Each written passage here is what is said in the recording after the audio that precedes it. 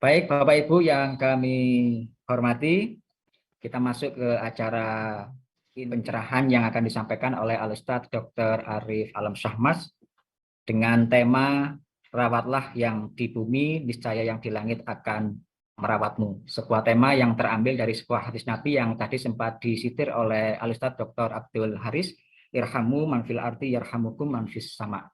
Kepada Al-Ustadz Dr. Arif Alam Syah, disilahkan. Baik, terima kasih Ustadz Jemi Anggara. Bismillahirrahmanirrahim. Jelas ya suara saya, Ustadz? Sangat jelas, Alhamdulillah, Ustaz. Assalamualaikum warahmatullahi wabarakatuh. Waalaikumsalam warahmatullahi wabarakatuh. Innalhamdulillah, nahmaduhu wa nasta'inuhu wa nastaghfiruh wa na'udzu billahi min syururi anfusina wa min sayyiati a'malina. May yahdihillahu fala mudhillalah wa may yudlil fala hadiyalah. Asyhadu an la ilaha illallah wahdahu la syarikalah wa asyhadu anna Muhammadan abduhu wa rasuluhu la nabiyya ba'dah. Allahumma salli wa sallim ala nabiyyina Muhammadin wa ala alihi wa sahbihi wa man tabi'ahum bi ihsan ila yaumiddin. Alhamdulillah, kita bersyukur kepada Allah Subhanahu wa taala yang masih memberikan kepada kita kesehatan, ya. Sebuah nikmat yang sering sekali kita lalaikan, sehingga kemudian mungkin Allah menguji kita dengan pandemi ini agar kita bisa menghargai setiap desahan nafas, keluar masuknya nafas yang senantiasa diberikan Allah gratis kepada kita semuanya. Mudah-mudahan kita termasuk hamba yang bersyukur kepada Allah. Ada sebuah potongan ayat yang mungkin membuat kita suka bergetar ya kalau melihat atau mendengar potongan ayat ini ya. Potongan ayat ini berbunyi wa qalilum min ibadiyas syakur. Sangat sedikit sekali hambaku yang bersyukur. Sehingga kita tentu patut bertanya kepada diri kita, apakah kita termasuk yang tidak bersyukur kepada Allah Subhanahu wa taala. Kata Ibnu Qayyim al-Jauziyah itu cukup dikatakan orang itu tidak sabar dan tidak bersyukur kalau lisannya itu gemar mengeluh. Mengeluh itu menurut saya adalah orang yang tidak mau merubah keadaan, tapi juga tidak mau menerima kenyataan. Itu orang yang mengeluh. Jadi nggak mau merubah keadaan, tapi juga tidak mau menerima kenyataan. Mudah-mudahan kita tidak termasuk kedua golongan ini. Yang saya hormati seluruh senior guru saya, wabil khusus Dr. Karyono dan Dr. Setiawati ya, yang menjadi role model panutan saya sejak saya mahasiswa. Kebetulan saat saya aktif di mahasiswa, beliau wakil dekan 3-nya, jadi cukup sering saya ke rumah beliau. Yang tidak hadir tapi senantiasa ada di hati kita semuanya tentu Dr. Samsul Islam, ya, almarhum Dr. Sumadi, Dr. Hartoyo, ya. Saya masih ingat Dr. Hartoyo itu pernah telepon saya untuk bisa nggak Dek kamu berangkat ke daerah saya di Kelaten sana ketika gempa Jogja ya. Alhamdulillah saya berangkat bersama tim pada saat itu dan sempat tinggal juga di rumah orang tua beliau di Kecamatan Wedi di Kelaten. Jadi saya cukup dekat juga dengan beliau ya, bahkan ketika beliau jadi direktur juga saya sempat hadir juga di RSI pada saat itu. Juga Ketua PDM Ustadz Abdul Haris MA dan jajaran MPKU, Dr. Wening, Dr. Andi Aswoco dan Aisyah, jajaran Aisyah serta seluruh pengurus Muhammadiyah serta senior juga Direktur RSI Aisyah Dr. Muhammad Mansur ya, dan seluruh jajarannya, teman-teman sejawat dokter spesialis, dokter umum, perawat, bidan, seluruh tenaga kesehatan dan manajemen yang saya tidak bisa sebut satu persatu. Selamat ulang tahun yang ke-34 kepada RSI Aisyah. Mudah-mudahan layananku dan ibadahku senantiasa ada di hati seperti dikatakan oleh Ustadz Abdul Haris tadi. Karena tanpa hati segala sesuatu menjadi tidak berarti memang sebetulnya. Ada sahabat Rasulullah itu yang dikatakan oleh Rasulullah hatinya itu luar biasa. Jadi dia ini memang dipilih oleh Allah menjadi sahabat yang sangat dekat dengan Rasulullah. Namanya Abu Bakar As-Siddiq. Barangkali nanti sedikit di akhir kita ceritakan ya, bagaimana khidmatnya Abu Bakar itu kepada Rasulullah Shallallahu Alaihi Wasallam. Beliau ternyata tidak hanya berkhidmat dengan harta, ya, tapi juga beliau berkhidmat dengan badan dan jiwanya. Mudah-mudahan kita bisa meniru perjuangan dan pengorbanan para muassis RSI Aisyah ini yang saya tahu luar biasa sekali, dan kita senantiasa selipkan nama-nama beliau dalam doa-doa kita. Mudah-mudahan beliau mendapatkan tempat di sisi Allah Subhanahu wa Ta'ala. Saya ingat sekali Dr. Samsul itu sebelum ke Bandung masih nguji S2 bareng saya, Dr. Karyono, jadi di MMRS. Dan beliau sempat bilang, Dek, titip alumni ya gitu. Kebetulan waktu itu beliau dekan, saya ketua alumni pada saat itu.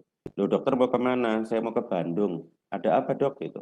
Saya menyelesaikan kesehatan saya. Dan saya baru tahu bahwa ternyata beliau menyembunyikan kondisi kesehatannya bahkan pada orang terdekatnya beliau. Ya. Ini adalah akhlak mulia Bapak Ibu yang namanya ta'afuf. Ta'afuf itu adalah menyimpan penderitaan hanya untuk Allah Subhanahu wa Ta'ala. Jadi beliau tidak menceritakan sedikit pun sakit beliau pada orang-orang terdekatnya. Saya pikir ini patut contoh bagi kita yang muda-muda, tidak mudah untuk sambat kepada manusia. Ya, tetapi sambatlah kepada Allah Subhanahu wa Ta'ala, menjadikan sajadah menjadi tempat curhat terindah kita. Karena tiada yang paling dekat kecuali sujud kepada Allah ketika kita berbisik-bisik di bumi, maka Allah akan menjawabnya di langit. Tiada curhat yang lebih baik kecuali curhat di atas sajadah kita. Dan mudah-mudahan kita termasuk orang-orang yang dikuatkan oleh Allah Subhanahu wa Ta'ala. Sebagaimana kata salafus soleh, orang beriman itu adalah seperti singa di siang hari. Fursanun fin nahar, wa ruhbanun fil lail. Dan mereka seperti rahib-rahib di malam hari. Mereka meneteskan air mata di malam hari, tapi mereka meneteskan keringat perjuangan di siang hari. Saya kira ini adalah sifat yang harus ada pada diri setiap karyawan ya, karena kadang-kadang air mata itu memang bisa menyembuhkan kesedihan, tapi hanya kerja keras yang bisa menyembuhkan penyesalan Bapak Ibu. Ya, jadi banyak orang tuh menyesal karena dia tidak bekerja keras.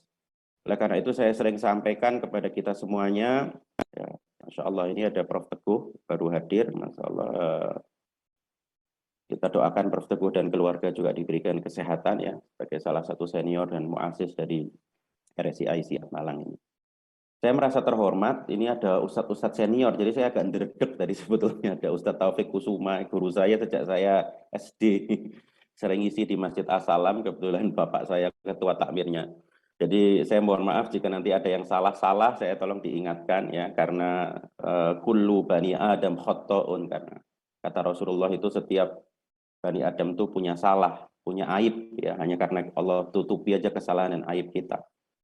Wa khairul khotta'ina tawwabun, dan sebaik-baik orang yang bersalah, yang punya aib adalah yang paling banyak bertaubat kepada Allah Subhanahu wa Ta'ala. Saya mohon izin menggunakan slide dan barangkali nanti ada sedikit instrumen ya. Mudah-mudahan tidak mengganggu Bapak Ibu semuanya dalam kekhusyuan acara ini. Sudah terlihat Ustaz Jemi? Alhamdulillah jelas, betul. Jelas ya, alhamdulillah. Suara saya masih jelas ya? Sangat jelas, betul. Oke. Ini agak sedikit tertutup. Oh, nah udah terbuka ini. Memang kadang-kadang kalau teknologi begitu. Baik, saya mulai dari satu hal yang paling sederhana ya, bahwa agama Islam itu bukan hanya agama yang mengurusi masalah kita dengan Allah Subhanahu wa Ta'ala. Tapi agama Islam ini adalah agama yang sangat menitikberatkan kesalihan sosial. Makanya ada sebuah hadis ya yang diriwayatkan oleh Imam Bukhari, al-muslimu man salam al-muslimuna min lisanihi wa yadihi. Jadi seorang muslim itu adalah orang yang dimana muslim lainnya itu selamat dari lisan dan tangannya. Nah, jadi karyawan RSI Aisyah itu tidak boleh menyakiti pasien dengan lisan apalagi tangannya gitu. Karena kadang-kadang manusia itu kan nggak sadar ya, ada orang tuh yang lisannya itu memang Masya Allah Pak, setajam silet ya. Jadi kayak acara televisi itu. Jadi lisannya itu kadang-kadang ya Allah bisa menyakiti hati orang. Ingat bahwa orang yang terzalimi bahkan hanya dengan perkataan verbal, kalau dia berdoa kepada Allah Subhanahu wa Ta'ala, itu doanya tanpa hijab. Sebaliknya, kalau pasien RSI Aisyah itu merasa puas, terus dia berdoa, mendoakan Anda dan keluarga Anda, bisa jadi keluarga dan Anda itu akan ditingkatkan derajatnya sesuai dengan doa yang dibacakan oleh pasien itu. Masya Allah, itu luar biasa. Bahkan ada sebuah hadis lain yang sahih ya, ada seorang sahabat yang bertanya kepada Rasulullah, yang kira-kira terjemahan bebasnya itu begini, ya Rasulullah, saya itu punya tetangga, dia tuh rajin sekali ibadah, bahkan kabarnya sholat malamnya pun rajin, tetapi tetangga-tetangganya itu suka tersakiti dengan lisannya, gitu. Ya, seorang wanita ini suka menyakiti tetangganya dengan Recording in lisannya. progress. Kira-kira beliau ini di surga atau di neraka ya Rasulullah? Rasulullah itu nggak nunggu lama, langsung mengatakan finnar, orang ini di neraka. Bayangkan Bapak Ibu, kira-kira logikanya kenapa? Karena setiap kita menyakiti orang, kita berhutang kepada orang, rasa sakit itu, luka itu, nanti di akhirat dia akan tuntut apa yang sudah kita sakitkan kepada orang itu. Itu yang paling ngeri. Jadi nanti kira-kira ya di padang mahsyar itu akan ada orang yang berbaris menuntut semua perlakuan kita kepada mereka satu persatu sampai semua amalan kita dihabiskan gara-gara itu dan kita menjadi orang yang paling merugi saat itu. Kalau amalan kita sudah habis, maka dosa mereka ditimpakan kepada kita. Jadi hati-hati, kata-kata yang kasar, kata-kata yang tidak baik sama orang itu sama seperti Anda sedang memberikan pahala Anda kepada orang lain. Sama seperti kita memberikan pahala ibadah kita kepada orang lain. Ya, makanya Islam itu luar biasa sekali. Nah, apalagi sekarang mohon maaf ya di zaman digital ini, zaman digital itu kan ya orang tuh kadang-kadang ya ngapunten ya, saya bukan mau menjelekkan siapa-siapa, diri saya sendiri gitu ya. Kadang-kadang lagi ngomong sama orang, kita lihat handphone. Pasiennya sedih, kita lihat handphone. Nggak memperhatikan orang lain. Bahkan kadang-kadang saya tuh dulu sebelum pandemi kan sering kemana-mana gitu ya, kalau apalagi kalau weekend ya, terbang kemana. Saya tuh kadang lucu para senior dan Bapak Ibu semuanya, lihat satu keluarga itu pengen liburan gitu ya, tapi masing-masing tuh sibuk sendiri gitu. Bapaknya saya lihat pegang Samsung, ibunya pegang iPhone gitu ya, kakaknya pegang tablet, pembantunya pegang puyer ya, semuanya sibuk sendiri-sendiri itu. Ya, jadi kadang-kadang saya tuh bingung gitu. Mereka ini maksudnya liburan tapi sibuk dengan handphonenya masing-masing. Sehingga sekarang ini ya di era modern ini yang namanya human relation itu menjadi langka. Kita tuh tidak bisa menggantikan senyum hanya dengan emoticon, ya nggak bisa. Ini aja kita dengan Zoom aja udah rasanya udah agak beda nih, ya agak beda. Padahal kita video call, apalagi hanya dengan emoticon gitu, ya. Dan yang lebih berbahaya lagi, ada penyakit yang paling ditakuti sebetulnya dalam ilmu sosial gitu ya, yang namanya penyakit apatisme atau penyakit acuh tak acuh. Ya. Saya mau setelkan sebuah film. Barangkali bapak-bapak, ibu-ibu, senior, para dokter semua bisa melihat ya. Film ini kisah nyata, sempat diviralkan oleh Prof. Renat Kasali. Ya. Suara filmnya kedengaran nggak, Ustadz Cedi? Kedengaran ya? Kedengaran ya, jelas. Walaupun kalau kedengaran pun nggak ngerti artinya kayak saya. Iya. Tapi inti dari film ini, Bapak Ibu senior semua bisa melihat. Ada seorang anak yang ketabrak mobil, Bapak Ibu. Ini makanya sempat viral ya. Prof. Renat Kasali dulu yang memviralkan, saya ingat film ini ya. Jadi ada seorang anak kecil itu tertabrak mobil. Nanti kita lihat berapa orang yang menolong, Bapak Ibu.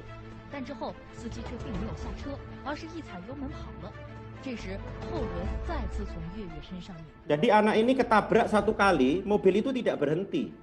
Bahkan ditabrak lagi 2 kali. Dan orang-orang yang lewat di situ tidak ada yang nolong sama sekali.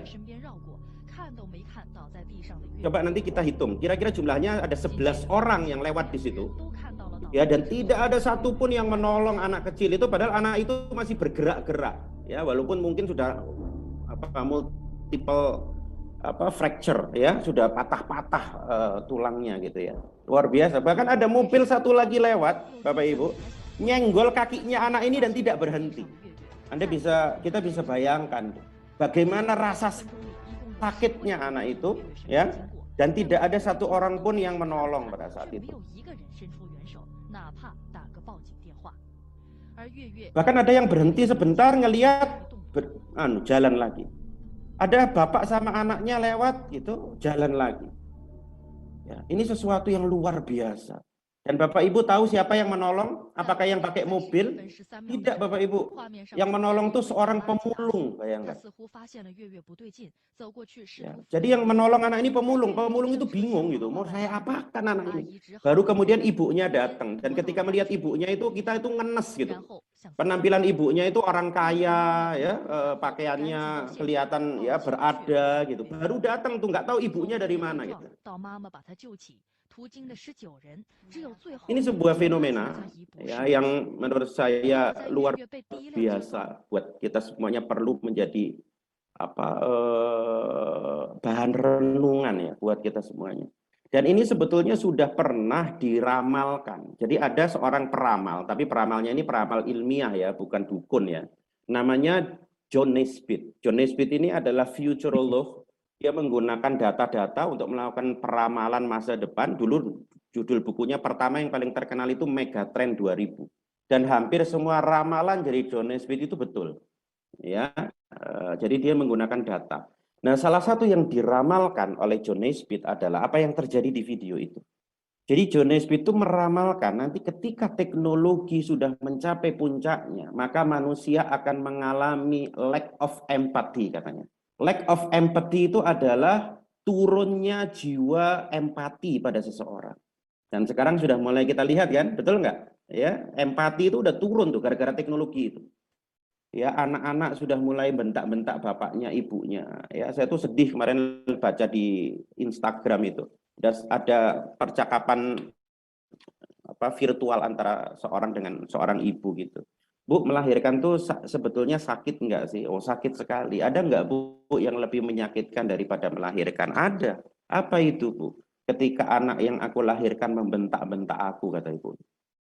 Ya, jadi ketika anak yang aku lahirkan tuh membentak-bentak aku, itu rasa sakitnya jauh lebih sakit daripada melahirkan. Sampai kemudian kembali ke buku ini, John Naisbitt itu menggunakan sebuah kata-kata yang menurut saya itu luar biasa bagus sekali ya, menggambarkan kondisi sekarang ini, high tech, high touch gitu. Jadi ketika teknologi itu tinggi, maka pada saat yang sama sebetulnya kita harus memiliki sentuhan kemanusiaan yang jauh lebih tinggi. Itulah kenapa di Amerika, terutama di Silicon Valley itu tempat-tempat ahli IT, Bapak Ibu. Itu anak-anaknya itu malah disterilkan dari handphone di 3-5 tahun pertama. Jadi screen free istilahnya. Bahkan orang-orang Silicon Valley itu punya kebiasaan yang sekarang disebut dengan dopamine detox. Nanti Bapak Ibu bisa cari di YouTube ya, bisa cari di internet. Dopamine detox itu adalah ketika kita mensterilkan diri kita dari handphone untuk beberapa hari, hanya untuk bermain bersama anak kita, hanya untuk pergi bersama pasangan kita, hanya untuk bermain bersama sahabat kita, hanya untuk bercengkrama bersama orang tua kita, without handphone, without gadget. Ya, itu yang disebut dengan dopamine detox. Jadi betul-betul kita kembali kepada jati diri kita sebagai makhluk sosial. Nah, ini basic sebetulnya dari pelayanan, seperti dikatakan Ustadz Abdul Haris tadi hadisnya, irhamu man fil ardi yarhamkum man fis sama. Ada riwayat lain yarhamukum man fis sama, ya. Jadi ketika kita menyayangi orang yang ada di bumi, maka kita akan disayangi penduduk yang ada di langit. Ini luar biasa sekali. Mudah-mudahan RSI Aisyah itu high tech-nya bagus, high touch-nya juga bagus gitu. Peralatannya maju, tapi dokter dan perawatnya itu ramah, ya, radiografernya ramah gitu ya. Saya yakin deh, insya Allah panjenengan semua tidak hanya disebut di dunia, tapi juga disebut di langit. Ya, mudah-mudahan seperti itu. Nah, saya ingin sharing 2 hal saja dengan tadi waktu yang singkat ini ya. Yang pertama adalah mental detox. Kenapa ini saya sharingkan? Karena banyak orang yang sulit untuk melayani karena dia belum selesai dengan dirinya sendiri sebetulnya. Dia belum selesai dengan permasalahan dirinya, permasalahan emosinya. Makanya saya ingin singgung sedikit permasalahan ini, karena percuma ketika kita memberikan hadis, memberikan ayat, memberikan Al-Quran, ketika diri kita belum selesai dengan permasalahan-permasalahan emosional kita. Nanti yang kedua baru kita perkuat, kita luruskan niat kita, ya. Kalau istilah saya itu grand why. Jadi why itu adalah alasan. Niat kalau bahasa kita ya, innamal a'malu binniyat wa innamal likulli imri'in ma nawa. Nah, kita mulai dari yang paling sederhana, yaitu mental detox. Saya mau tanya dulu nih, terutama sama ibu-ibu Aisyah nih kalau hadir. Isi dompetnya ibu-ibu kira-kira apa aja, Bu? Bisa ditulis di chat nggak? Yang bisa nulis ya. Monggo silahkan, biar nggak ngantuk ya. Pengajiannya agak sedikit interaktif. Isi dompetnya panjenengan apa bapak-bapak juga boleh ya. Menulis di chat. Kira-kira Ustaz Jemi juga boleh ya. Isi dompet panjenengan apa? Oh ini ya. Bu Nggak punya Anisah nih. dompet. Oh, nggak punya dompet, langsung ATM itu gowo ya.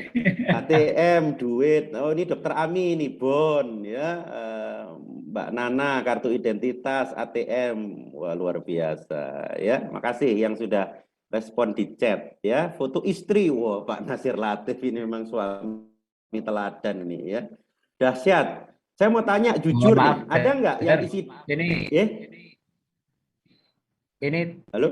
yang non karyawan mohon panitia dicatat ya. Nanti insya Allah ada Oh, kenang-kenangan. ada doorpress ya. Wah, luar biasa ya. Doorpressnya nanti mesin USG kayaknya ya. Jadi guyon ya. Jadi ada nggak teman bapak ibu yang isi dompetnya kayak gini nih?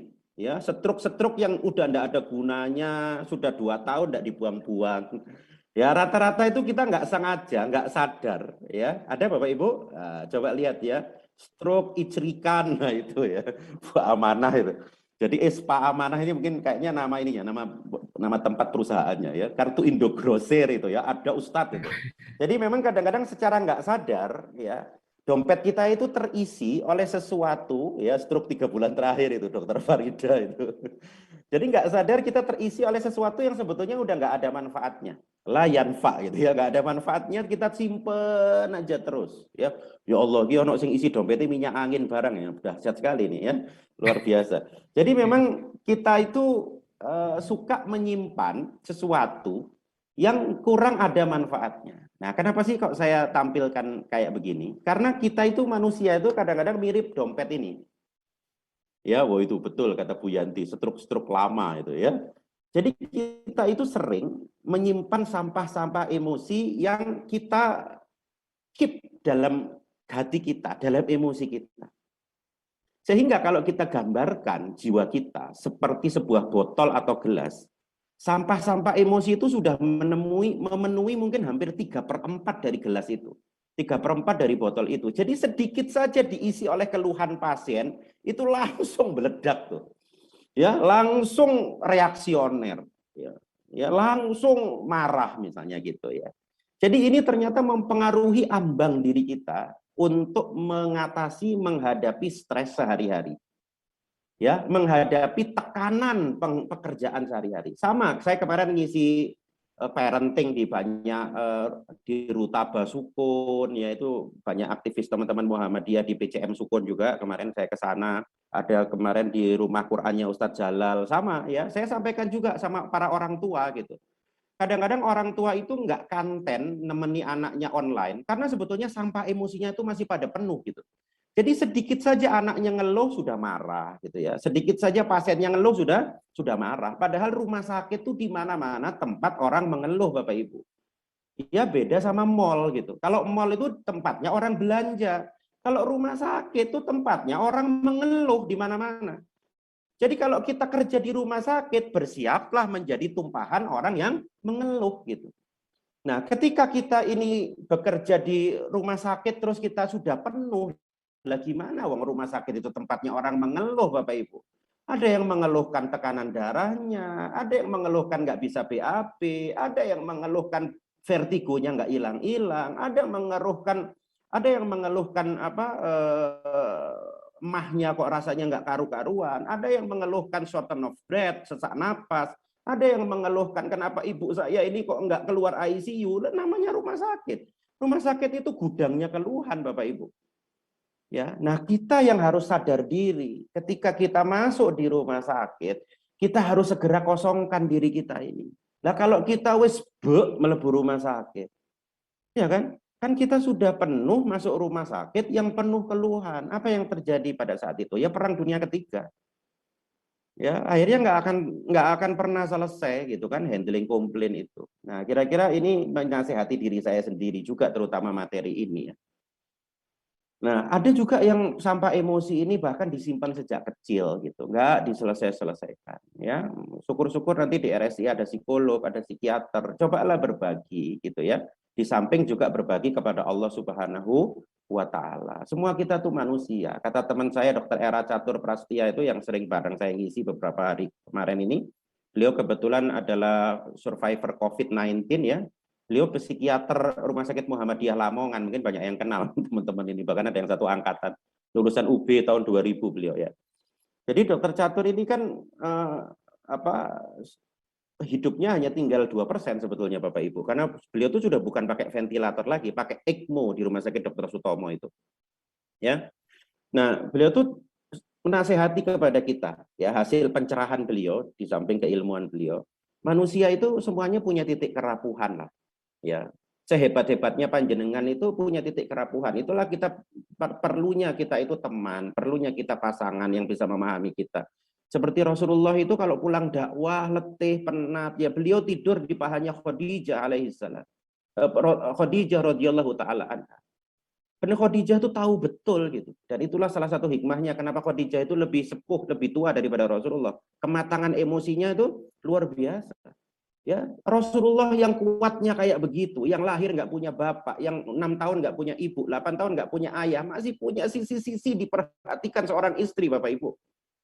Ya, kita tuh punya sisi-sisi kerapuhan, dan kalau kita tidak berdamai dengan sisi-sisi kerapuhan itu, kita nggak akan pernah bisa menemukan kebahagiaan yang sempurna. Ya, karena sesungguhnya manusia itu punya titik-titik kerapuhan dalam hidupnya. Nah, ini yang kita harus sadari. Ya, nah ini ada yang langsung menulis nih, setiap orang kuat selalu punya sisi kerapuhan dalam dirinya. Mereka menerimanya, jujur mengakuinya sampai ia merasa menemukan keindahan dan kekuatan di dalamnya. Luar biasa banget kan kata-katanya, ya. Jadi kita akui ya, tentara itu ya kalau sudah ketemu istrinya ya nangis kayak anak kecil kadang-kadang Bapak Ibu. Ya, itu yang harus kita akui gitu. Saya yakin deh Dokter Andi ini kalau Bapak Ibunya masih ada ya. Kalau Dokter Andi datang ke rumah ibunya, Dokter Andi yang sudah spesialis anestesi konsultan, sudah dokter, ya kayak anak kecil lagi di depan ibunya, kan begitu kan? Ya, pengen dimasak no bu, bu aku masak no bu, aku pengen, itulah masih sisi kerapuhan dalam diri manusia. Ya, ini yang kira-kira perlu kita pahami. Nah, ini kalau gak kita pahami, kadang-kadang kita nanti mudah penuh dan agak susah akhirnya kita bisa melayani pasien itu dengan baik. Ya. Nah, kelelahan yang kadang-kadang fisik dan emosi ini yang kadang-kadang menyebabkan kepekaan kita itu jadi tumpul, baik sebagai orang tua, baik sebagai pasangan, baik sebagai pelayan di rumah sakit. Ya, itu yang harus kita akui. Iya kan, apalagi kita ini kan makhluk yang pindah-pindah tempat ya, pindah-pindah masalah gitu. Kata guru saya di Jakarta itu, ya hidup itu ya banyak masalah, Dok. Kalau banyak cucian itu laundry katanya begitu, ya. Jadi hidup itu ya banyak masalah. Kalau banyak cucian itu ya laundry namanya, bukan hidup, ya. Bahkan saya pernah baca di salah satu jurnal HR, jurnal SDM itu bunyinya begini. Even you love your job, you will face a bad day. Jadi kalaupun Anda itu mencintai pekerjaan Anda, satu saat Anda akan menemukan hari yang tidak enak di pekerjaan Anda. Ini perlu kita renungi nih. Jadi secinta-cintanya Anda kerja di RSI, satu saat ada yang tidak enak, entah dengan pasien, entah dengan direktur, wajar, kita manusia biasa. Makanya ingat lagunya Krisya itu, bad day pasti berlalu. Ingat ya lagu itu ya. Jadi bad day pasti berlalu. Jadi even you love your job, you will face a bad day. Ya, tapi ingat, Krisya pernah bilang bad day pasti berlalu. Nggak ada semuanya itu bad day. There is always a light at the end of tunnel. Ya, selalu ada cahaya di balik ujung lorong yang gelap itu. Wadduha walaili idza saja. Jadi matahari pagi tidak akan pernah menyingsing sebelum malam itu telah mencapai puncaknya. Jadi kita harus sadar benar tuh. Selalu ada konflik, ya, selalu ada ketidakcocokan. Kita manusia biasa, Bapak Ibu, ya, kira-kira begitu. Nah, kalau dalam ilmu patient safety, ya, keselamatan pasien itu dikenal yang namanya health factor, ya, health factor. Cuman L-nya itu ada yang mengistilahkan dengan lonely, ada yang mengistilahkan dengan late, ya. Late itu adalah keterlambatan. Nah, yang paling sesuai untuk materi hari ini yang saya pakai yang lonely aja. Jadi kita itu kalau sudah kena 4 ini Bapak Ibu, namanya health ini ya, patut diwaspadai ini, entah dokter, entah perawat, entah ahli gizi, entah security ya. Panjenengan itu kalau sudah kena lapar, hungry, harus lebih sadar daripada ketika kenyang. Karena orang lapar itu cenderung sumbunya lebih pendek daripada orang yang kenyang, Bapak Ibu. Makanya kita diminta berlatih puasa Senin Kemis itu kan gunanya itu kan. Ya, supaya kita bisa mengendalikan emosi kita. Yang kedua, angry. Ya, angry itu adalah ketika kita marah, dendam, galau, dilema, dan galau, andilau itu ya, antara dilema dan galau. Marah, stres, dan seterusnya masuk di situ, angry. Kemudian lonely, mungkin kita kurang perhatian, baik di rumah maupun di tempat kerja kita. Lonely ini bukan alone ya. Alone is not similar with lonely. Lonely is not similar with alone. Alone itu bisa jadi tidak sendirian. Lonely itu bisa jadi tidak sendirian. Dia merasa terasing dalam kesendirian, dalam keramaian, mohon maaf. Dia merasa terasing dalam keramaian, itu lonely. Kemudian keempat ini yang paling berbahaya, namanya tiredness, kecapean. Ya, apalagi era pandemi ini, saya tahu, saya kemarin juga berbagi dengan ID di tempat lain. Wah, luar biasa, fatigue, burnout, ya, capek. Saya paham sekali. Terutama teman-teman yang berada di garis depan kan, ya, Pak spesialis paru, spesialis penyakit dalam, anestesi, ICU masih antri terus di Saiful Anwar, luar biasa. Ya, jadi saya paham betul. Makanya kemudian kita diujinya justru di kondisi-kondisi genting ini. Lapar, kemudian marah, kemudian kurang perhatian, kemudian tired. Nah, makanya Bapak Ibu, misalnya para perawat gitu ya. Kalau mau puasa Senin Kemis, sahurnya yang benar gitu. Sekarang tuh saya melihat fenomena, Pak, orang itu epok-epok kuat gitu. Aku gak sahur, aku gak sahur. Jam 09.00 wis ngamuk-ngamuk gitu. Ya, karena keluwen, kaliren. Jadi kalau bisa, kalau memang mau puasa, sahur yang benar gitu. Jadi kelaparan kita ini tidak mempengaruhi emosi orang lain. Kita tetap bisa untuk mengendalikan emosi kita. Nah, di samping health factor ini, ada kalau di ilmu emotional maturity itu namanya hot button. Nah, hot button itu di luar 4 ini, masing-masing orang bisa beda-beda. Coba lihat, Bapak Ibu ada nggak yang punya hot button seperti di depan?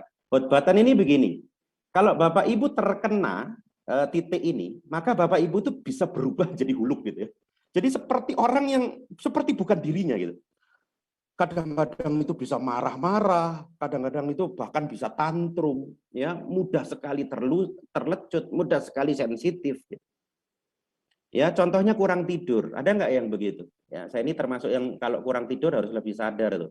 Jadi ada orang kalau mengalami kurang tidur, sleep deprivation, ya sedikit saja ada pasien yang ngeluh, wah luar biasa, Pak. Kata-katanya semua keluar secepat kecepatan cahaya, ya. Jadi di situ kita harus lebih sadar tuh. Atau ketika nyeri, atau ketika mohon maaf perempuan mengalami PMS, ya, premenstrual syndrome. Atau ketika Anda berada di sebuah lingkungan yang sangat panas atau sangat dingin. Ya, atau ketika ada pekerjaan yang menumpuk tidak selesai-selesai, atau ada ketika ada ATM menipis itu ya, kata Pak Nasir Latif nih jujur banget nih ya, ATM menipis. Pak Nasir, setahu saya ATM itu sejak dulu tipis Pak Nasir ya. Jadi ATM itu gak ono sing kandel kayak sama mlebu mesin ya. Jadi memang ATM itu tipis memang di mana-mana ya. Isinya yang barangkali tebal atau tipis ya, Masya Allah. Saya doakan Pak Nasir nanti akan mendapatkan rezeki dari tempat yang tidak diduga-duga ya. Min haitsu la yahtasib, amin ya rabbal alamin. Makasih keaktifannya ya. Jadi masing-masing kita itu harus tahu diri ya. Awareness, istilah di ilmu EQ itu emotional awareness. Kita harus tahu diri, kira-kira kita itu bisa menjadi huluk, ya, bisa berubah, mudah terlecut, sumbu kita itu jadi pendek ketika kita apa itu.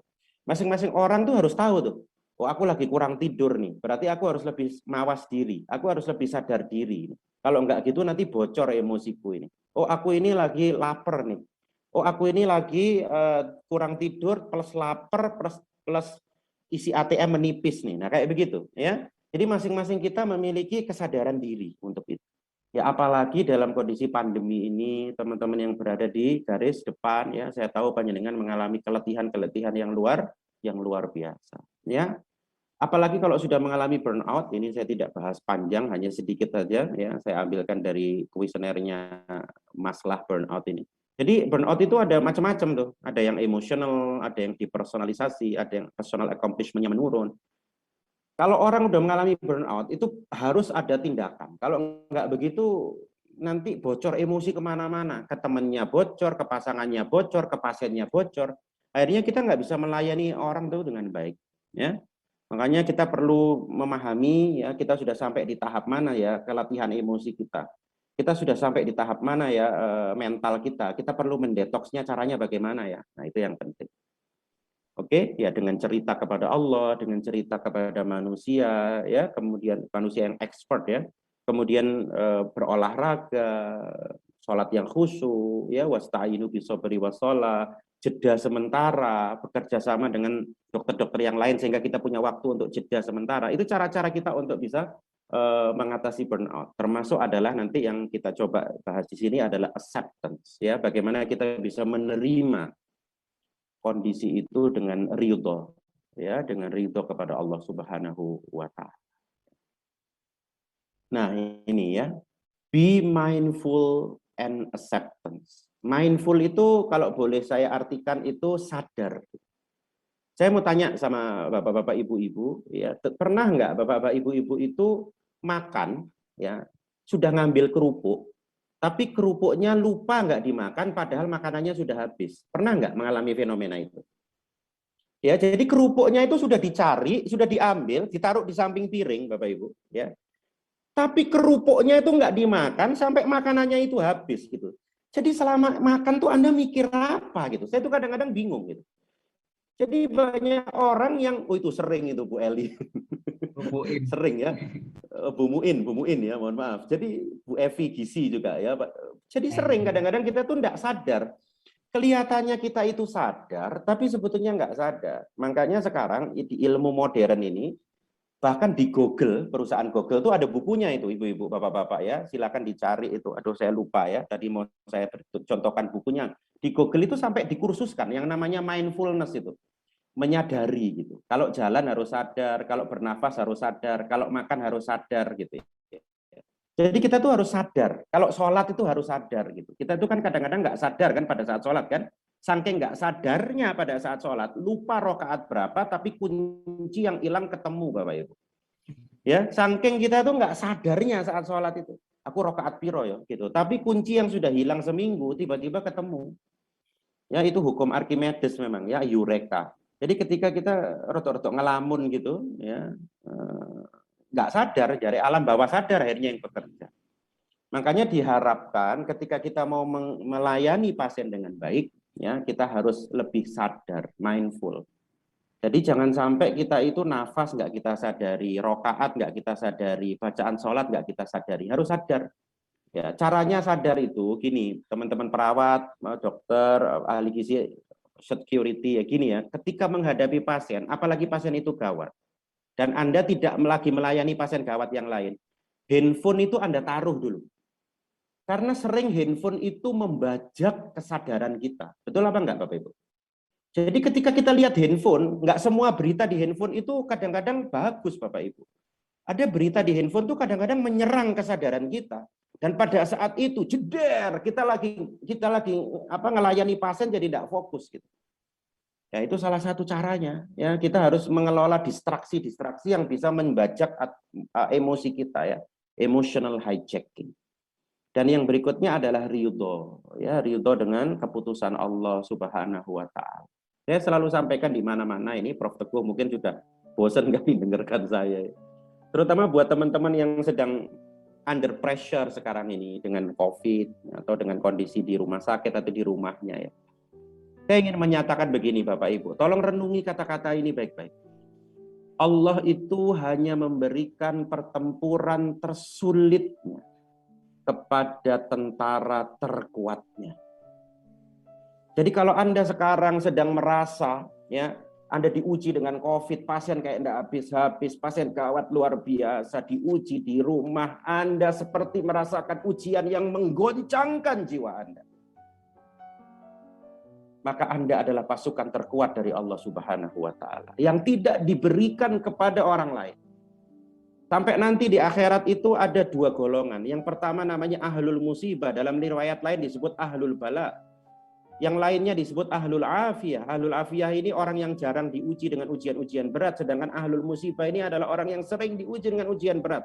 Tiba-tiba ahlul musibah itu ditingkatkan manzilahnya, kedudukannya di hadapan Allah, sampai orang yang ahlul afiyah ini mendongak ke atas dan mengatakan, ya Allah, kenapa kedudukan dia jauh lebih tinggi daripada aku? Dalam terjemahan bebas hadisnya begitu.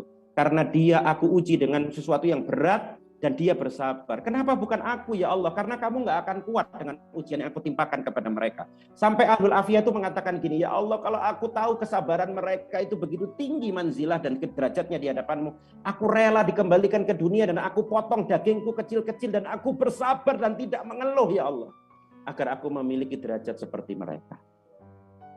Jadi bagi teman-teman sekarang yang mungkin berada di titik terendah dalam hidup Anda, baik di pekerjaan maupun kehidupan rumah tangga Anda, genggam erat hidayah. Jangan lepaskan hidayah. Jangan lepas hijab Anda. Jangan pergi dari majelis ilmu.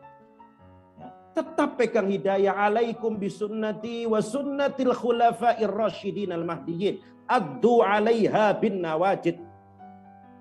Geget dengan gigi-gigi geraham Anda. Karena Anda adalah orang-orang pilihan. Bagi teman-teman yang masih sering menggunakan APD level 3, masih sering keluar masuk ruang isolasi, teman-teman anestesi yang masih sering menghadapi pasien-pasien gawat di era COVID ini,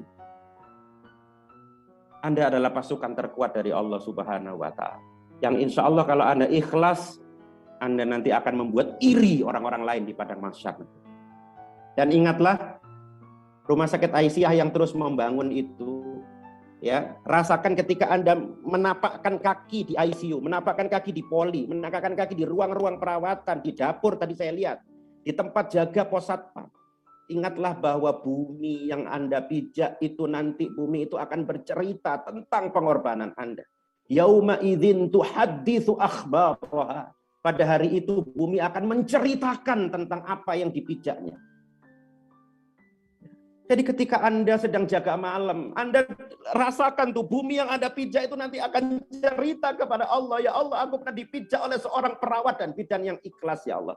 Dia meninggalkan anak-anaknya yang masih bayi untuk memikirkan raga orang lain, jiwa orang lain ya Allah. Teman-teman dokter yang barangkali sempat tidak pulang beberapa hari, yakinlah rumah sakit yang Anda pijak itu nanti akan menjadi saksi di hadapan Allah. Bahwa Anda tinggalkan orang-orang tercinta untuk orang lain, Bapak Ibu.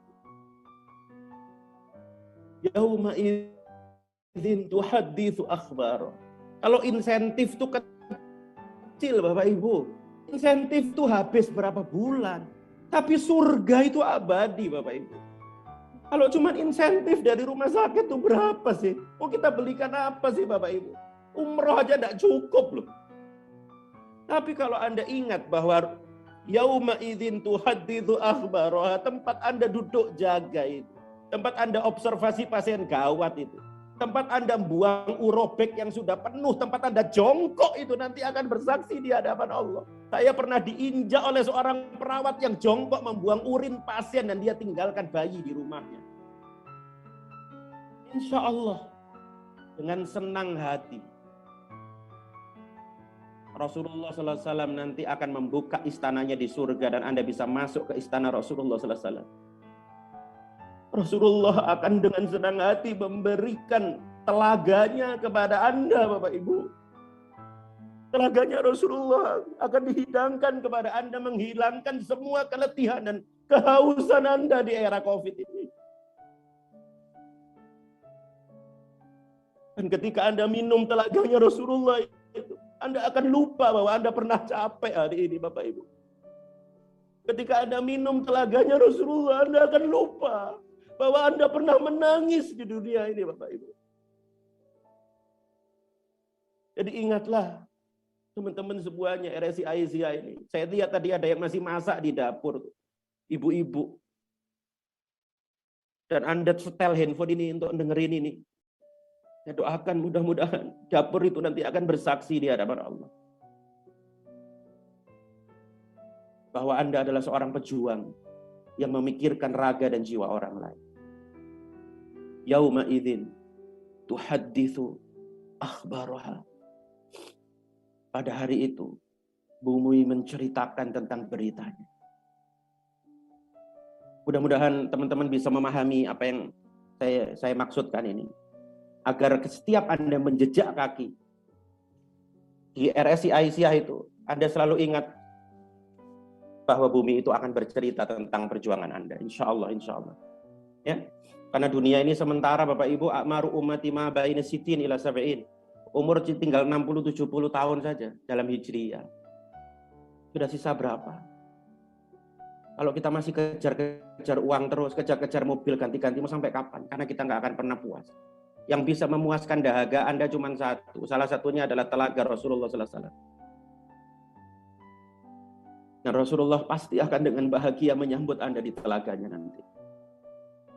Ya, insya Allah. Ya. Mudah-mudahan Allah Subhanahu Wa Taala kuatkan kita semuanya. Saya mohon izin kita berhenti sejenak, terutama juga yang sedang kerja. Boleh nggak kita baca ini bareng-bareng? Nggak usah di unmute ya. Cukup di dalam hati atau di lisannya saja. Bisa ditirukan saya ya. Bismillahirrahmanirrahim. Ya Allah, walaupun aku merasa sangat letih ya Allah, aku ridho, aku ikhlas ya Allah, aku pasrahkan kepada Engkau semuanya ya Allah. Hasbunallah wa ni'mal wakil. Kita ulang 3 kali Bapak Ibu. Ya Allah, walaupun aku merasa sangat capek hari ini ya Allah, aku ridho, aku ikhlas ya Allah. Aku pasrahkan kepada Engkau semuanya. Hasbunallah wa ni'mal wakil. Ya Allah, rasakan Anda terhubung dengan Allah. Walaupun aku merasa sangat capek ya Allah. Mungkin ada yang tersakiti ya Allah. Tapi aku ridho, aku ikhlas. Aku pasrahkan kepada Engkau semuanya ya Allah. Hasbunallah wa ni'mal wakil. Silakan baca masing-masing doanya Nabi Musa. Rabbis shrahli sadri wa yassir li amri wahlul 'uqdatam min lisani yafqahu qawli. Rabbis shrahli sadri, ya Allah lapangkan untukku dadaku. Rasakan dada Anda selapang samudra Bapak Ibu. Lihatlah samudra itu, berapa juta sungai keruh yang masuk di dalamnya. Dan ketika sampai di samudra, samudra itu biru bening seakan tak pernah dimasuki kotoran Bapak Ibu. Itulah hati seorang hamba yang senantiasa memasrahkan semuanya kepada Allah. Rabbis shrahli sadri wa yassir li amri, mudahkan urusanku ya Rabb. Rabbis shrahli sadri, luaskan dadaku ya Allah. Wa yassir li amri, dan mudahkanlah urusan. Mudah-mudahan Allah Subhanahu wa taala memudahkan urusan Anda semuanya. Mudah-mudahan Allah Subhanahu wa taala ringankan hati Anda hari ini. Saya tahu sekarang ada yang hatinya berat sekali. Saya tahu Anda seakan digoncangkan oleh hidup Anda. Saya tahu sekarang ada karyawan RSI, pengurus Muhammadiyah yang berada di titik paling rendah dalam hidup Anda. Saya pernah merasakan itu Bapak Ibu. Bagaimana rasanya dunia ini gelap gulita. Tapi yakinlah, Allah Subhanahu wa taala tidak pernah meninggalkan Anda. Anda baca surat Wadduha ayat 1 sampai 4 itu. Wadduha wal laili idza saja. Ayat 3 ini Anda ulang-ulang. Ma wadda'aka rabbuka wa ma qala. Tuhanmu tidak membenci kamu dan Tuhanmu tidak pernah meninggalkan kamu. Ma wadda'aka rabbuka wa ma qala. Tuhanmu tidak pernah membenci kamu dan Tuhanmu tidak pernah meninggalkan kamu sendirian. Ma wadda'aka rabbuka wa ma qala. Tuhanmu tidak pernah membenci kamu dan Tuhanmu tidak pernah meninggalkan kamu. Dan insya Allah tidak pernah meninggalkan RSI Aisyah Malang. Saya tahu itu karena saya tahu siapa yang mendirikannya. Allah tidak pernah meninggalkan para dokter-dokter spesialis RSI Aisyah Malang, dokter umumnya, perawatnya, bidannya, direkturnya, semuanya. Allah nggak pernah meninggalkan Anda dalam perjuangan ini. Ala inna nasrallahi qarib. Allah mengatakan, sesungguhnya pertolonganku amat dekat, kata Allah. Yakinlah, orang yang tetap tegak berdiri di tengah badai tidak akan terusik oleh hujan gerimis, Bapak Ibu. Saya ulang, seorang pejuang, karyawan RSI Aisyah yang tetap tegak berdiri di tengah badai tidak akan terusik oleh hujan gerimis. Karena Anda adalah pasukan terkuat dari Allah Subhanahu wa Ta'ala. Sengaja Allah bebankan ini kepada Anda. Karena Anda adalah pasukan-pasukan terkuat dari Allah Subhanahu wa Ta'ala. Mudah-mudahan membantu melegakan diri kita. Nah ini ya, ganti kata lelah menjadi lillah. Masya Allah, makasih Pak Nasir Latif. Kalau sudah lillah itu, hidup kita itu rasanya tuh lapang ya. Seperti samudra. Mudah-mudahan Allah mudah. Baik, yang kedua, ya, yang bahasan yang terakhir yang kedua adalah memperkuat grand why. Orang bekerja itu alasannya macam-macam Bapak Ibu. Ada yang finansial, ada yang passion, ya, ada yang achievement, prestasi. Ada juga yang ini Dr. Karyono, Dr. Siawati, wa jazakumullah khairan katsira, dokter, terima kasih banyak. Hadza min fadli Rabbi. Semuanya dari Allah Subhanahu wa Ta'ala. Yang terakhir adalah meaning. Ya. Nah, apakah boleh kita berharap uang dalam bekerja itu? Tentu boleh, karena uang itu dibutuhkan. Cuman uang itu adalah alasan kita bekerja yang sifatnya antara, bukan alasan yang sifatnya final. Gitu. Ya, karena gini, ini ahli-ahli SDM aja sudah mengatakan bahwa kalau kita cuma beralasankan uang, ya, itu nggak akan bertahan lama motivasi. Kalau kita bekerja beralasankan hanya kedudukan, itu nggak bertahan lama. Bahkan ada sebuah riset yang mengatakan kalau uang itu hanya bertahan sekitar 3 bulan, Bapak Ibu. Motivasinya itu loh, ditingkatkan, dikasih remun gitu, itu bertahannya hanya 3 bulan. Kalau dipromosikan, itu bertahannya hanya 6 bulan.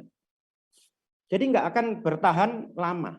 Ya, yang bertahan itu adalah ketika kita punya alasan spiritual. Ya, ketika kita punya alasan spiritual, itu yang alasannya lama. Nah, ini peraih hadiah Nobel, salah satu Muslim yang meraih hadiah Nobel, kan Muslim meraih hadiah Nobel itu nggak banyak ya. Salah satunya beliau ini dosen di Bangladesh, lulusan dari Amerika ya, namanya Prof. Yunus, yang berhasil mengangkat derajat orang-orang miskin di Bangladesh dengan bank perkreditan mikro tanpa bunga yang disebut dengan yang disebut dengan Grameen Bank. Ya, Grameen Bank itu adalah bank perkreditan.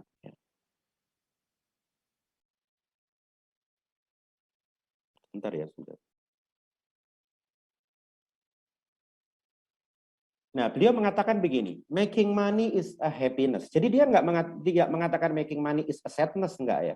Making money is a happiness. Orang tuh dapat gaji, dapat insentif dari pemerintah, dari rumah sakit, senang gitu. And that's a great incentive. Tapi dia mengatakan begini, making other people happy is a super happiness. Jadi ketika kita membuat orang tuh bahagia, senyumnya orang tuh nggak bisa dibayar, Bapak Ibu. Itu yang disebut dengan super happiness, ya, bahagia di atas kebahagiaan. Kenapa? Ya, kata Pak Ari Ginanjar itu guru kita di ESQ itu, karena kita terhubung dengan Ar-Rahman dan Ar-Rahim. Kita terhubung dengan Allah Subhanahu wa Ta'ala. Ketika kita terhubung dengan Allah Subhanahu wa Ta'ala, kita tuh seperti ikan yang dapat air gitu, senang, bahagia gitu. Makanya kita tuh kadang-kadang pengen sekali datang ke rumah anak yatim, ngelus-ngelus kepalanya, pengen bantu orang. Itu karena kita pengen terhubung. Connected to the center of energy. Terhubung dengan Allah Subhanahu wa Ta'ala yang menciptakan kita. Karena bagaimanapun juga kita ini adalah hamba, ya, yang memiliki kekasih gitu, yang namanya Allah Subhanahu wa Ta'ala, yang cintanya tidak pernah bertepuk sebelah tangan. Itulah kenapa harusnya kita kalau cinta sama Allah ya cinta juga sama kalamnya yang namanya Al-Qur'an itu. Ya, saya yakin nih teman-teman perawat, dokter, RSI ini pasti di tempat-tempat kerjanya semuanya pada ada mushaf Qur'annya kan. Karena kadang-kadang mushaf Qur'an itu obat buat kita kan. Wa nunazzilu minal Qur'ani ma huwa syifaa'u wa rahmatul lil mu'minin itu ya. Jadi kalau kita lagi galau baca Quran, walaupun yang mudah aja yang dibaca. Ya, supaya kita ini tidak mudah untuk galau gitu ya. Kita terhubung dengan Allah Subhanahu wa Ta'ala. Kemarin saya pernah ditanya dalam sebuah kajian, Dok, berapa banyak Dok kita harus baca Al-Quran? Ya, saya bilang sebanyak kebahagiaan yang Anda mau dapatkan. Anda mau dapat kebahagiaan berapa ya sebanyak itu Anda baca Quran. Jangan sampai kita mau dapat kebahagiaan banyak tapi baca Qurannya sedikit. Sama seperti berzikir, ala bizikrillahi tatmainnul qulub. Sampai berapa banyak kita berzikir, ya sebanyak ketenangan yang Anda mau dapatkan. Kalau Anda mau tenang di mobil, berzikirlah sebanyak-banyaknya di mobil. Kalau kita mau tenang saat kita di poli, berzikirlah sebanyak-banyaknya di poli. Ya, jadi berzikirlah sebanyak ketenangan yang Anda mau dapatkan. Membacalah Al-Quran sebanyak kebahagiaan yang Anda mau dapatkan. Bahkan kata teman-teman Raden Patah, kemarin waktu ada acara tahfidz online itu di Masjid Raden Patah UB itu, ada kata-kata bagus dari seorang kiai, dari seorang ulama ya. Kalau menghafalkan Al-Quran itu adalah cinta, maka murojaahnya itu adalah setia. Jadi kalau Anda menghafalkan Al-Quran dan memurojaahnya, itulah cinta yang setia. Bagus tuh kata-katanya. Jadi kalau Anda membaca Al-Quran, kalau konteksnya membaca itu setia, maka mengulang-ulangnya cinta, maka mengulang-ulangnya adalah setia. Ketika Anda membaca Al-Quran dan mengulang-ulangnya, itu artinya cinta Anda adalah cinta yang setia. Ada nggak orang yang cinta Al-Quran tapi nggak setia? Ada, Pak. Ya, karena baca Quran jarang, murojaah jarang, gitu. Ya, berarti dia cintanya tidak setia. Tapi kalau dia baca Quran, di sela-sela habis kultum duhur dia baca Quran, itu cintanya setia banget. Dan mudah-mudahan Allah Subhanahu wa taala memberikan kebahagiaan kepada Anda. Nah, apa sih alasan kita itu harus melayani orang lain? Irhamu man fil ardi, gitu ya. Kalau alasan keduniaannya, ya, selain nanti pasiennya lebih banyak gitu ya. Kita itu bisa menyehatkan jiwa. Ya. Sini mungkin ada sejawat psikiater atau psikolog, mohon maaf ya, saya agak minteri ya. Jadi salah satu ciri sehat mental dari WHO itu salah satunya, ini kemarin sempat saya tanyakan salah seorang teman psikiater, katanya masih dipakai ya. Jadi salah satunya adalah orang sehat mental itu lebih puas memberi daripada menerima, Bapak Ibu. Jadi cukup dikatakan orang itu mentalnya agak terganggu kalau dia itu medit, Bapak Ibu ya.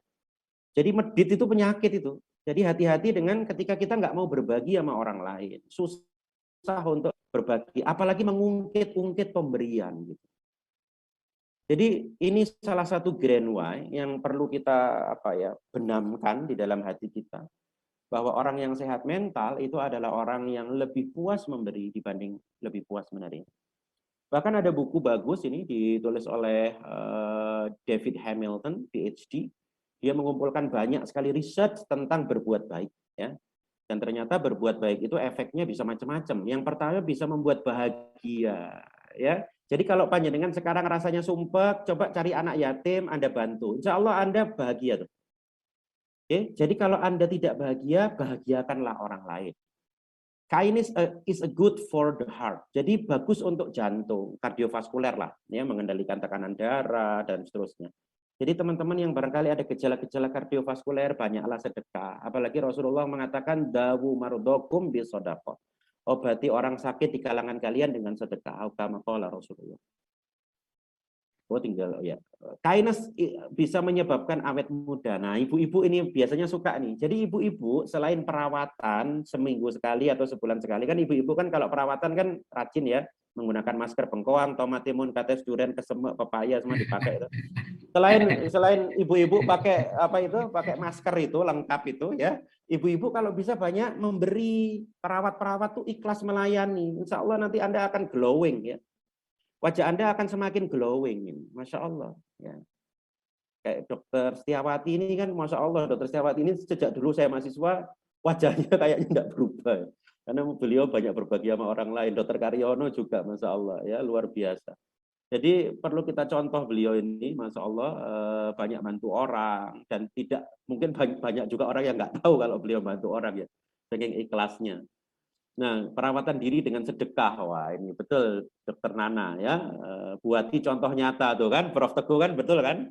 Jadi Buati itu contoh nyata awet muda, yang nggak ada yang sangka Buati. Bisa jadi ada mungkin karyawan RSI yang lebih muda 10 tahun dari Buati, tapi kelihatan lebih tua 20 tahun, barangkali ada ya. Karena memang memberi itu luar biasa dampaknya, itu banyak sekali risetnya.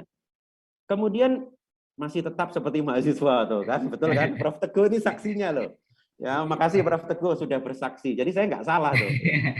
Kindness improve relationship ya. Jadi kemudian berbuat baik itu bisa meningkatkan hubungan, termasuk kepada customer. Apa yang kemudian disebut sebagai customer royalty ya. customer loyalty. Jadi orang itu bisa loyal kalau kita banyak berbuat baik sama mereka.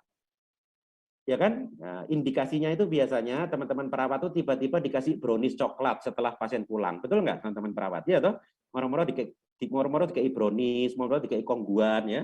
Itu salah satu tuh indikasi kalau Anda itu perbuatan baik itu bisa meningkatkan improve relationship. Dan yang terakhir katanya David Hamilton itu adalah, ya betul Dr. Nana, bukti nyata. Contagious. Contagious itu menular. Jadi ternyata perbuatan baik itu menular. Ini ada dalam sebuah film. Kalau Anda suka film-film yang sifatnya pengembangan diri itu, ada judul film judulnya Pay It Forward. Cuman film itu udah jarang di ini kali ya, jarang disetel ya. Pay It Forward itu bagus banget ya filmnya. Jadi ternyata perbuatan baik itu menular. Jadi pay it forward itu ketika kita berbuat baik ceritanya itu kepada orang lain, maka jangan dibalas ke saya, tapi balaslah kepada 3 orang lainnya. Itu namanya pay it forward. Jadi misalnya Dr. Karyono sama Bu Ati membantu mahasiswa FK. Nanti kamu nggak usah bayar ke saya, Dik, tapi gantilah dengan membiayai adik kelasmu 3 orang. Itu namanya pay it forward. Ya, jadi perbuatan baik itu ternyata bisa menular. Oke, makanya sangat disukai oleh penduduk di langit, Bapak Ibu, perbuatan baik. Nah, di samping bekerja itu adalah amanat. Walladzina hum li amanatihim wa ahdihim ra'un. Nah, kalau amanat kita di rumah sakit ya melayani pasien. Ya, karena akreditasi itu sudah jelas mengatakan patient centered care, ya, segala sesuatu berpusat kepada pasien. Nah, saya suka ini dari Babe Haikal ya, mohon maaf ya, tahu Babe Haikal kan? Babe Haikal itu pernah viral tuh ceramahnya beliau. Saya pikir perlu kita renungi juga ya. Kira-kira Babe Haikal tuh menjelaskannya begini. Kalau kita digaji 5 juta, tapi kita bekerja dengan kualitas misalnya di sini 10 juta gitu ya. Maka yang 5 juta itu adalah sedekah sebetulnya. Jadi misalnya Anda di RSI itu kerjanya walaupun gajinya 5 juta, tapi kerjanya itu selayaknya digaji 10 juta. Semangatnya, pelayanannya, pengorbanannya. Maka nanti Anda akan lihat, itu akan dilipat gandakan oleh Allah Subhanahu wa Ta'ala. Sebaliknya, jika kita digajinya 10 juta, tapi kerjanya hanya seperti 5 juta, malas-malesan, melayani orang juga dengan aras-arasan, maka itu seperti hutang yang akan Allah tarik dengan masalah hidup, dengan sakit, dengan konflik, bahkan dengan keinginan dunia yang Anda nggak pernah terpuaskan, Bapak Ibu. Jadi hati-hati. Ketika kita kerja di rumah sakit, dikasih gaji 10 juta, tapi kerjanya under standar, underperform, hanya 5 juta, maka yang 5 juta itu akan ditarik dalam bentuk masalah. Ya, akan ditarik dalam bentuk sakit. Nauzubillah min dzalik. Ya kan? Akan ditarik karena itu adalah hutang, ya, kata Babe Haikal begitu. Saya pikir ini perumpamaan yang menurut saya perlu kita renungi sama-sama. Ya, perlu kita jadikan bahan renungan. Waktunya tinggal 10 menit, mudah-mudahan bermanfaat. Inilah yang disebut dengan konsep barokah itu ya Bapak Ibu ya, barokah. Cuman kadang-kadang orang Malang itu kalau saya jelaskan barokah mesti yang diingat nama warung ya, betul nggak? Ya. Padahal barokah itu sebetulnya bukan nama warung ya. Barokah itu Masya Allah, ini para karyawan perintis selama beberapa tahun di bawah UMR, ya Allah. Saya tuh terenyuh nih kalau Prof. Teguh ini cerita tentang masa-masa perjuangan ini, kayaknya kita tidak ada apa-apa. Tuh lihat tuh teman-teman yang sekarang kerja yang muda-muda tuh ya, di chat itu. Prof. Teguh mengatakan selama beberapa tahun di bawah UMR. Itu belum kepotong yang beliau sedekahkan loh, kalau beliau mau bilang ya. Cuman beliau ini nggak ada yang bilang.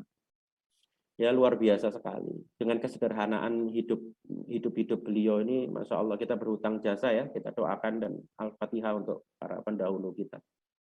Jadi secara tidak sadar kalau kita itu sedang melakukan sesuatu di atas gaji kita, sebetulnya kita itu sedang menumbuhkan, menambahkan dan membahagiakan diri. Itu yang disebut dengan barokah, az-ziyadah, an-nama atau an-numu dan as-sa'adah ya dalam bahasa Arabnya. Jadi bagaimana kita bisa menjadikan menumbuhkan kebahagiaan kita, kepuasan batin kita dan seterusnya. Ini yang disebut dengan giving law. Kalau dalam bahasa Al-Qur'annya bisa dilihat nanti di surat Al-An'am ya ayat ke-160. Ini yang paling kecil ini ya karena di hadis yang lain bisa sampai 700 kali. Ketika seseorang itu melakukan kebaikan, maka Allah akan menambah 10 kali lipat pahalanya. Ya, man jaa bil hasanati falahu asyru amsalihah. Ya, jadi ketika dia melakukan sesuatu kebaikan, melayani pasien, maka di mata Allah itu paling kecil akan dilipat gandakan 10 kali. Saya ingin tutup dengan 2 kisah, mudah-mudahan bisa membawa keyakinan kita kepada Allah. Yang satu ini sudah saya cek kisahnya, 90% akurat, jadi ada 10% yang nggak akurat, saya nggak tahu di bagian mananya. Ya, tapi mudah-mudahan ini cukup bisa memberikan motivasi buat kita. Jadi ini cerita tentang seorang resepsionis hotel, para senior dan Bapak Ibu semuanya, namanya Charles Sibbald. Satu saat resepsionis hotel kecil ini, dia bukan hotel besar, didatangi oleh suami istri yang sebelahnya itu, namanya William Walden Astor. Dan mereka ini tidak saling mengenal. Kebetulan kejadian ini terjadi di Philadelphia, ya, di Pennsylvania, negara bagian Pennsylvania, di Philadelphia. Jadi pada saat itu di Philadelphia itu sedang ada acara besar gitu, sehingga hotel-hotel itu penuh. Nah kebetulan si William Walden Astor dan istrinya ini terlambat sampai di Philadelphia, sudah malam, akhirnya mereka datang ke hotel kecil, dan ternyata hotel kecil itu pun penuh, Bapak Ibu. Dan yang luar biasanya, Charles Sibbald ini kemudian menawarkan ruang istirahatnya untuk suami istri ini. Sampai suami istri ini speechless gitu, padahal pada saat itu musim salju kan. Terus kamu tidur di mana? Saya akan gabung dengan teman saya. Ada sofa di samping bednya, saya bisa tidur di situ. Karena Anda nggak mungkin lagi mencari hotel, sekarang udah jam 12 malam. Tidurlah di tempat saya istirahat. Masya Allah ya. Luar biasa. Nah hari berganti hari, minggu berganti minggu, bulan berganti bulan, Bapak Ibu semuanya. Tiba-tiba si Charles Sibbald ini didatangi oleh seorang kurir gitu, seorang utusan. Yang memberikan sepucuk surat. Sampai Charles Sibbald ini bingung gitu. Karena sepucuk surat tuh buat dia nggak masuk akal. Yang kira-kira isi sepucuk suratnya itu dijelaskan oleh kurirnya itu begini. Anda harus berangkat sama saya, Pak. Kenapa? Karena Anda diminta menjadi general manager pertama dari hotel yang baru dibangun oleh bos saya. Bapak Ibu tahu kan bosnya siapa? Bosnya itu adalah William Walden Astor, suami istri yang malam itu ditolong oleh resepsionis hotel itu. Jadi sepulang dari situ, suami istri ini rundingan. Suami istri itu konglomerat, Bapak Ibu. Punya gadingan hotel yang namanya Astorian Hotel. Sampai suaminya tuh bilang gini, baik banget ya Ma, resepsionis itu. Nanti hotel kita berikutnya biar dia aja GM-nya. Bayangkan Bapak Ibu. Ya, jadi resepsionis hotel tuh nggak sangka gitu, bahwa dia tuh dibikinin hotel sama seseorang gitu. Dan kejadian kayak gini itu saya tuh sering ketemu Bapak Ibu. Ada tiba-tiba ustazah ya, ustazah dari TK Al-Quran atau apa, tiba-tiba diumrohkan orang, nggak tahu siapa yang umrohkan. Karena katanya anaknya tuh jadi cinta Quran gara-gara ustazahnya. Lah ustazahnya kan ngajari semua anak tuh sama. Terus tiba-tiba diumrohkan sama wali muridnya, kan luar biasa itu. Siapa yang sangka? Insya Allah deh, sebentar lagi mungkin ada security yang diumrohkan sama pasien di RSI Aisyah. Ya, sebentar lagi akan ada perawat yang diumrohkan sama bapaknya pasien tuh. Perawat anak tuh. Who knows? Siapa yang tahu? Kalau Allah sudah gerakkan hati seseorang, Bapak Ibu, nggak ada yang bisa menghalanginya. Ya, ini hotelnya ya. Yang nggak begitu bagus sih, tapi kalau dibandingkan guest house UB masih bagus ini ya. Jadi jadi hotelnya ya bagus, Dr. Karyono sama Dr. Setiawati ketawa. Jadi memang itulah luar biasanya pemberian itu ya. Ini baru di dunia loh, belum di akhirat. Nah, terakhir saya ingin cerita tentang Gua Sur ini ya. Ada sebuah cerita yang menurut saya luar biasa karena ini kebetulan masih ini ada Dr. Salahuddin, salam hormat Dokter, Insya Allah. Beliau ini saat koas beliau PPDS banyak bantu saya juga nih. Salam hormat buat Dr. Salahuddin. Jadi gini Bapak Ibu, aduh saya kalau cerita ini jadi nangis lagi nih. Jadi kalau kita refleksi hijrahnya Rasulullah, yang nemenin Rasulullah setia itu kan Abu Bakar ya. Kalau Yahudi yang nemenin itu kan hanya menunjukkan jalan. Nah ada sebuah peristiwa, ini diceritakan oleh Ibnu Qudamah, kalau nggak salah satunya di Mukhtasar Minhajul Qasidin. Jadi bagaimana Abu Bakar itu berkhidmat kepada Rasulullah SAW itu. Jadi pada saat itu, karena saking letihnya Rasulullah, Abu Bakar itu kemudian mengatakan, ya Rasulullah, tidurlah di pahaku. Luar biasa ya, ini Saya yakin seperti persahabatannya Dr. Karyono dengan Dr. Samsul, persahabatannya Prof. Teguh dengan Dr. Samsul dengan Dr. Karyono gitu, saling takaful gitu. Ya. Jadi sampai Abu Bakar tuh gini, tidurlah di pahaku ya Rasulullah, istirahatlah sebentar. Nah tiba-tiba ketika istirahat itu ada ular keluar dari salah satu lubang gua itu. Sampai sama Abu Bakar tuh ditutup pakai jempolnya Bapak Ibu. Saking nggak mau bangunkan Rasulullah ini loh. Sampai ditahan, rasakan sakit Abu Bakar itu. Sampai nggak tahannya, meneteslah air matanya Abu Bakar tuh di pipi Rasulullah. Sampai Rasulullah tuh kebangun. Kemudian di salah satu buku yang saya baca itu, Rasulullah tuh sampai bilang gini, wahai Abu Bakar, apakah kamu sedih menemaniku saat ini Abu Bakar? Apakah kamu menyesal ikut hijrah bersamaku Abu Bakar? Sampai gitu Rasulullah tuh. Apakah kamu tuh nyesel katanya menemani aku saat ini Abu Bakar? Abu Bakar tuh nangis, tidak ya Rasulullah. Aku tidak menyesal ya Rasulullah. Aku tidak kuat dengan bisa ular yang sudah mengalir dalam tubuhku. Kaget Rasulullah itu Bapak Ibu. Langsung dipegang ularnya di salah satu sirah itu. Terus diajak ngomong ularnya. Apa kata Rasulullah? Kamu tidak bisa melukai sahabatku. Bayangkan. Rasulullah tuh sampai bilang gitu. Kamu nggak bisa melukai sahabat. Ya. Bisa dibayangkan nggak Bapak Ibu? Bagaimana indahnya persahabatan. Dan saya yakin RSI Aisyah ini muncul salah satunya karena indahnya persahabatan para muassisnya. Yang nggak bisa diceritakan barangkali. Masya Allah. Dan apa yang dilakukan Rasulullah ketika Abu Bakar kemudian sedih atau takut karena sudah ada tapak kakinya orang yang mengejar kan? Karena Gua Sur itu kan agak di bawah itu gambarnya ya. Nah itu di batu-batu itu tuh sudah terdengar tapak kaki. Abu Bakar tuh kelihatan ketakutan. Inilah indahnya Rasulullah. Dipegang pundaknya Rasulullah tuh. Kemudian dipegang pundaknya Abu Bakar. Rasulullah bilang apa? Abu Bakar, la tahzan, innallaha ma'ana. Abu Bakar jangan sedih. Allah bersama kita. Bagaimana indahnya mereka saling berkhidmat. Saling takaful, saling menghibur dalam perjuangan Bapak Ibu. Karena sering Allah itu tidak datang secara langsung dalam perjuangan. Tapi Allah akan mendatangkan orang-orang yang mencintaimu. Orang-orang yang merawatmu. Orang-orang yang membelamu. Orang-orang yang membersihkan namamu. Orang-orang yang mampu untuk menjadi perisai hidupmu. Inilah hakikat dari cinta.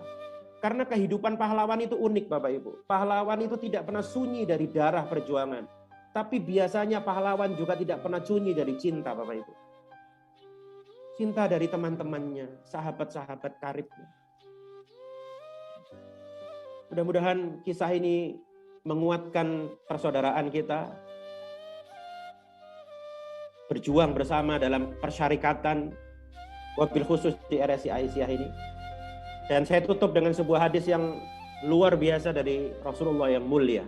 Ya, mudah-mudahan bisa memotivasi kita semuanya.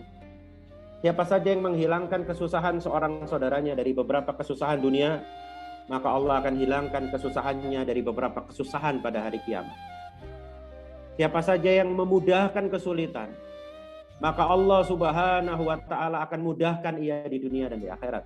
Siapa yang menutupi aib orang lain, ia akan tutupi aibnya di dunia dan akhirat. Dan Allah akan menolong seorang hamba selama hamba itu menolong saudaranya. Bisa jadi seorang perawat menolong pasien, di rumahnya diselesaikan masalah anaknya oleh orang lain. Ya, itulah Allah Subhanahu wa Ta'ala. Mudah-mudahan bermanfaat. Saya tutup dengan kata-kata saya terinspirasi dengan Khalil Gibran. Dan apakah bekerja dengan rasa cinta itu ibarat menenun sebuah kain dari benang yang ditarik dari jantungmu. Seolah kekasihmu lah yang akan mengenakan kain itu. Dr. Karyono sudah menarik benang dari jantungnya. Dr. Setiawati, Dr. Sumadi, Prof. Teguh, Dr. Samsul sudah menarik benang dari jantung mereka untuk merawat RSI Aisyah itu. Tolong jaga baik-baik RSI ini dengan jantung Anda masing-masing. Mudah-mudahan Allah meridhoi kita, perjuangan kita. Wallahu a'lam bishawab. Ihdinas siratal mustaqim. Hasbunallahu wa ni'mal wakil. Assalamualaikum warahmatullahi wabarakatuh. Terima kasih. Waalaikumsalam warahmatullahi wabarakatuh. Terima kasih kami haturkan kepada Ustadz Dr. Arif Alam Syahmas yang sudah memberikan pencerahannya pada siang hari ini. Secerah sinar matahari di background beliau di belakang.